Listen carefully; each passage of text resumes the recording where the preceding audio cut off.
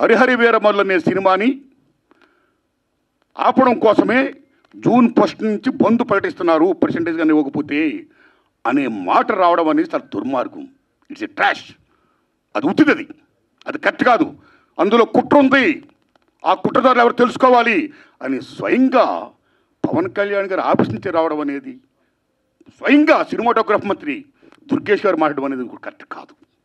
ఎందుకంటే మిత్రులారా, producer council కానీ, ఫిల్మ్ ఛాంబర్ కానీ, అది సినిమా పరిశ్రమ పాలనా సంస్థలు, ఆ 2 సంస్థలు కూడా బంద్ ప్రకటిస్తామని ఇప్పుడు చెప్పలా. డిసిషన్స్ ఆర్ గోయింగ్ ఆన్ అని చెప్పారు వాళ్ళు. దట్ ఇంకో విషయం చెప్తున్నా మీకు, బంద్ అనేది ప్రజాస్వామ్యంలో ఒక బ్రహ్మాస్త్రం. ఎవరైనా బంద్ ప్రకటించే ముందు సినిమా ఇండస్ట్రీలో అకార్డింగ్ టు నామ్స్ 3 వారాల ముందుగా తెలియపరచాలి. ఇదిగో పలానా ఇష్యూ మీద మేము ఫైట్ చేస్తున్నాం, అది ఇంకా కొలిక్కి రాలేదు కాబట్టి మేము బంద్ ప్రకటించబోతున్నాం అనే విషయాన్ని నిర్మాతలకు 3 వారాల ముందు తెలియపరచాలి. This is norms, it's a preamble.